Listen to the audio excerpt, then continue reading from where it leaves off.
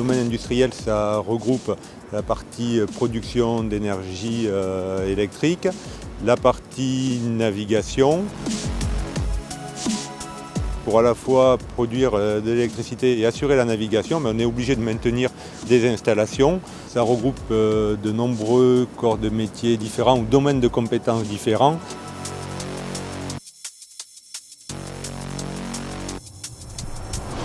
Moi, j'interviens en partie tout sur la mécanique.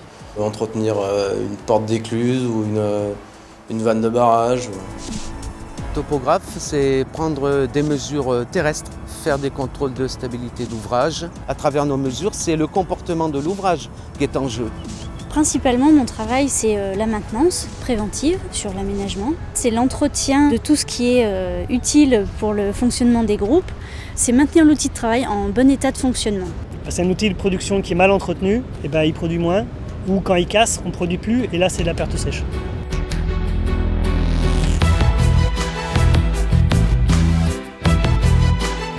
Rendre le rond navigable, c'est permettre le franchissement des grosses marches que constituent les centrales hydroélectriques, et cela est réalisé via les écluses.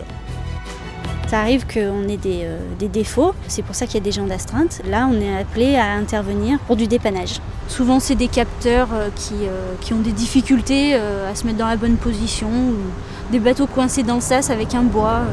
Il y a des rapports de surveillance qui sont faits et on est dans l'obligation de remettre ces rapports à l'ADREAL.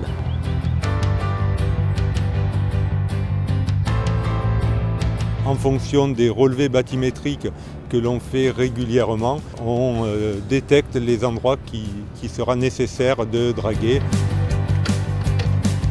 Sur les crues du 4 novembre 2014, on a à peu près 2500 m3 de sédiments qui se sont déplacés de l'amont de l'Arbuel jusqu'à là, la confluence de l'Arbuel à Condrieu. Les sédiments, on les prend, on les drague, on les enlève et on les remet au Rhône. Donc on n'a qu'une action, c'est vraiment prendre ces sédiments et en fait leur faire continuer naturellement leur chemin. On ne drague que certains affluents, on drague les affluents sur lesquels notre aménagement a eu un impact.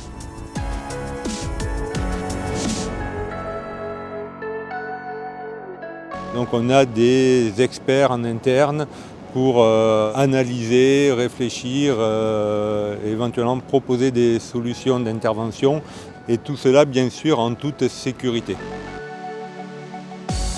Un chargé d'affaires, il faut qu'il aime les choses bien faites. C'est beaucoup de rigueur, de discipline. Il faut être très rigoureux, très consciencieux, toujours dans l'anticipation, prendre en compte aussi beaucoup les contraintes. Au sein de l'équipe topographique, nous sommes 3, donc il faut être organisé, il faut pouvoir travailler ensemble. Il y a les contraintes des entreprises extérieures qu'on fait travailler, donc il faut beaucoup de qualités, je dirais, relationnelles. Pour faire mon travail, il faut être calme, ordonné, il faut être organisé, il faut prendre beaucoup de recul parce que tout ce qu'on fait, c'est tout dangereux, savoir travailler en équipe. On est dans un milieu où il y a beaucoup de risques, des risques graves. On va également parler beaucoup de sécurité, donc sécurité des personnes, sécurité du matériel et également sécurité environnementale. On a tous les équipements nécessaires pour pallier à ça. On fait des plans de prévention justement pour prévoir ce qu'on peut faire pour la sécurité. C'est vraiment quelque chose qu'on gère au quotidien. En début de semaine, on parle tous ensemble du chantier et on fait des points de sécurité pour qu'on soit tous d'accord sur le chantier et sur ce qu'il y a à mettre en œuvre.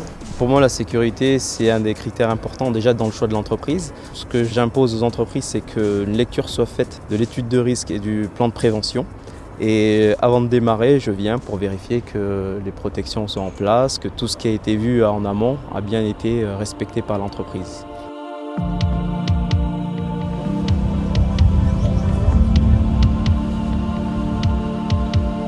Alors à la direction régionale de Vienne, donc, je suis en charge des relations externes, donc que ce soit des collectivités locales, communes, communautés de communes, des collectivités territoriales également, mais aussi le monde associatif, donc ce qui nous permet d'intervenir sur des logiques de développement durable, d'aménagement du territoire et de développement économique avec l'ensemble de ces acteurs.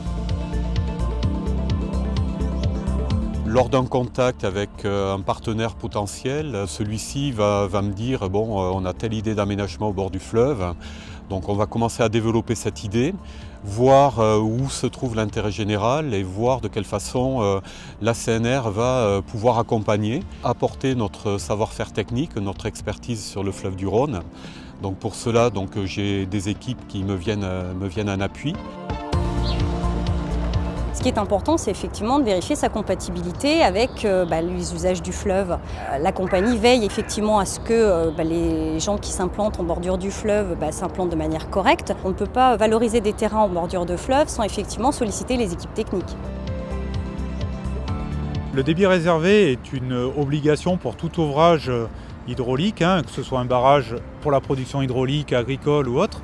Donc c'est la loi qui nous impose à maintenir un écoulement de l'eau dans le Vieux-Rhône pour préserver tout l'écosystème, la faune, la flore qui est développé dans ce bras du lit du Rhône. D'autres équipes viennent également en appui, donc c'est l'équipe achat-gestion avec qui je travaille tous les jours. Il est important d'avoir un suivi financier très proche pour investir et apporter notre soutien financier au bon moment. Notre service est composé de 5 personnes. À l'ADR de Vienne, nous sommes 4 et il y a une personne à Pierre-Bénite. Tous les mois, nous suivons le budget et nous regardons les écarts. Il faut être précis, il faut être patient. Et on est un peu le banquier de l'ADR. Et puis quand ils cherchent des fournisseurs, ils font appel à nous aussi.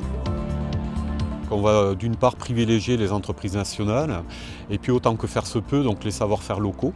Et puis également, au travers de cette politique achat, on va privilégier le recours à des ESAT, des entreprises qui favorisent l'emploi adapté et l'emploi de personnes handicapées. Et puis également recours bien sûr à d'autres partenaires que l'on connaît, qui sont des partenaires locaux comme les milieux associatifs qu'on va impliquer beaucoup dans la relation et dans l'aménagement du fleuve. Les missions d'intérêt général, on peut dire qu'elles s'inscrivent vraiment dans une logique de valorisation et de développement durable des territoires avec 3 objectifs principaux. Donc, le premier, c'est transmettre aux générations futures un fleuve et des territoires valorisés. Le second objectif, c'est le soutien au développement économique et à l'emploi dans la vallée du Rhône. Et le troisième objectif, c'est rassembler les hommes autour du fleuve, qui est un patrimoine commun et un lieu de vie.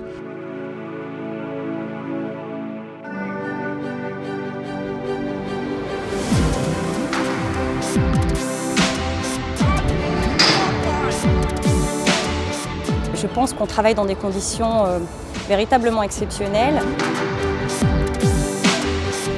Ici, tu vois des choses que tu verras pas ailleurs, parce que ils sont entourés d'eau déjà, et que tu te rends compte que ça a une grosse puissance, et que toi, tu es au milieu et tu n'es pas grand-chose. Je suis un peu comme un enfant du fleuve. Je m'y suis attaché et je suis tombé dans la marmite. C'est le contact, c'est pouvoir aussi prendre des décisions. C'est un travail d'équipe.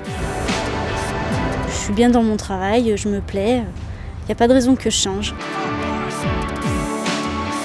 Mon père, c'était la toute première génération d'employés de la CNR. C'est pour ça que je suis vraiment heureux de travailler à la CNR.